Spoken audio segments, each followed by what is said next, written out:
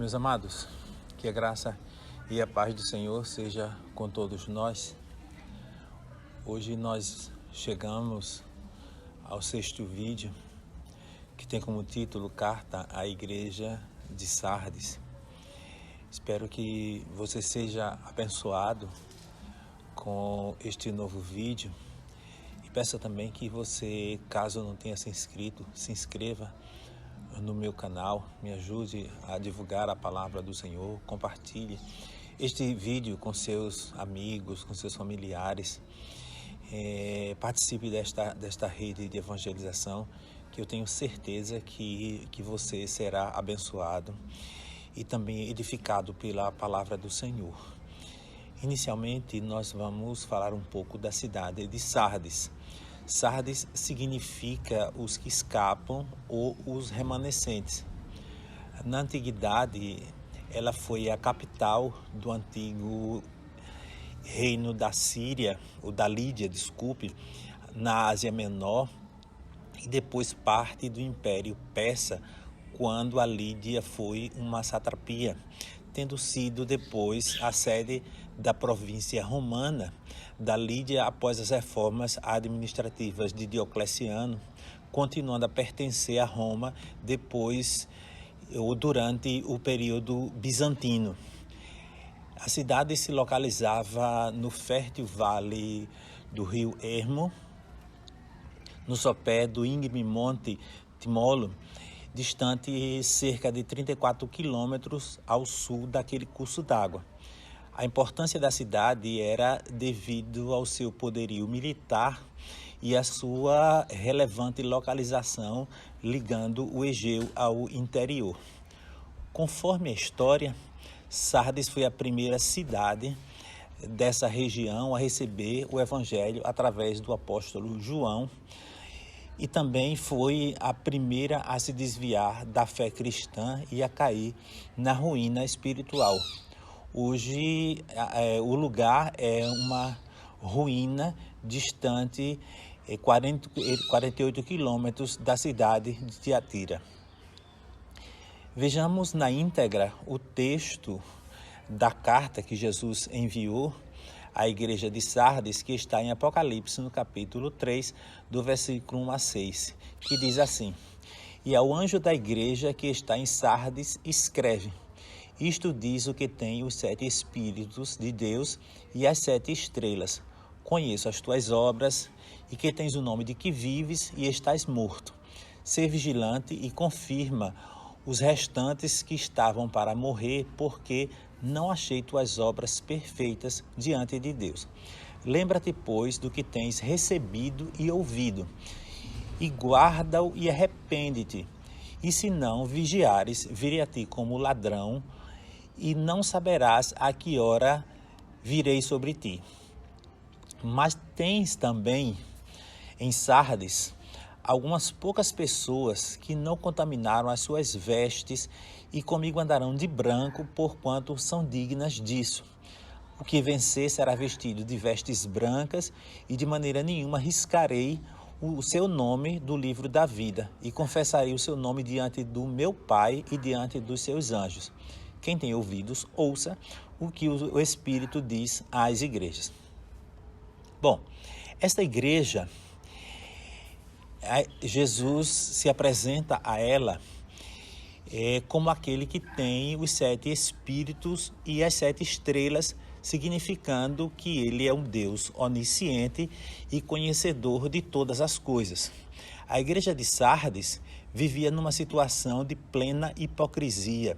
Ela tinha o nome de que vivia, mas na verdade era uma igreja morta que se desviou completamente do verdadeiro evangelho, tornando-se apenas uma organização religiosa e não um organismo vivo como deve ser a igreja do Senhor.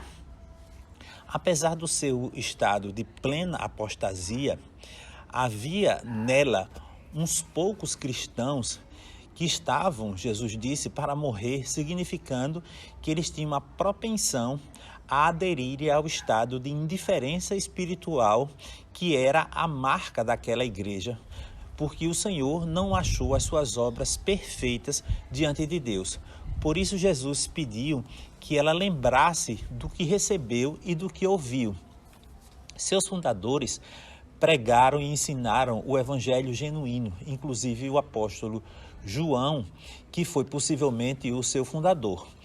O Senhor aconselha aquela igreja a guardar o evangelho genuíno e também ela é aconselhada ao arrependimento, deixando claro que caso não houvesse arrependimento e se também ela não vigiasse, Jesus viria como ladrão, ou seja, de surpresa, e eles não saberiam a que hora o Senhor viria para buscar o seu povo, conforme ele prometeu antes da sua morte e também da sua ascensão.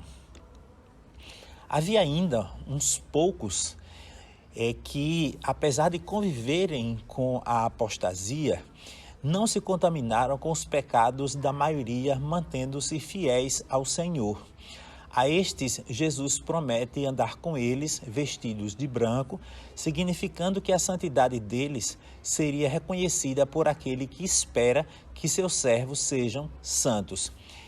Estes não teriam os seus nomes riscados do livro da vida e o Senhor os confessaria diante de Deus e também dos seus anjos, deixando claro que eles seriam recompensados e exaltados pelo Senhor Jesus. Sardes representa a igreja do período do início do século XVI até meados do século XVIII. No quadro profético, essa igreja representa a época da reforma iniciada por Martinho Lutero em 31 de outubro de 1517, quando ele afixou as 95 teses na porta da Catedral de Wittenberg, na Alemanha, protestando contra a venda de indulgências pela Igreja Católica Apostólica Romana. Assim, esse período marca um novo tempo e uma nova história para a Igreja. Foram estes poucos reformadores que mudaram a história da Igreja apóstata, casada com o Estado e completamente desviada dos ensinamentos de Jesus.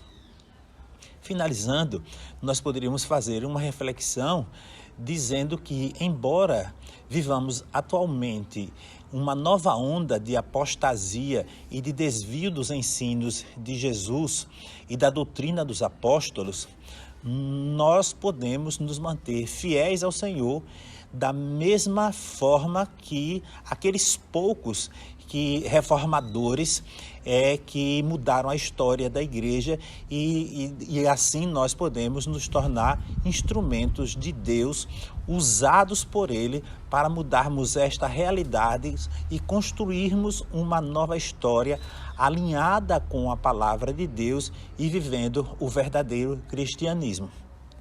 E como é a marca de todas as cartas, Jesus conclui a sua carta dizendo: quem tem ouvidos, ouça o que o Espírito diz às igrejas. Então eu espero que você reflita no texto desta carta, reflita na palavra do Senhor, na mensagem que eu estou tentando te transmitir através deste vídeo, e que você seja edificado pela palavra de Deus e que nós possamos, em meio a tanta confusão, em meio a tanta apostasia, em meio a tantos falsos profetas, em meio a tantas igrejas falsas, nós possamos fazer a diferença e viver o evangelho genuíno e verdadeiro, alinhado com a palavra de Deus, com a doutrina dos apóstolos, porque é isto que o Senhor Jesus espera de nós. E assim, que o Senhor Jesus possa vos abençoar ricamente e que vocês tenham uma semana de vitória na presença do Senhor. Amém.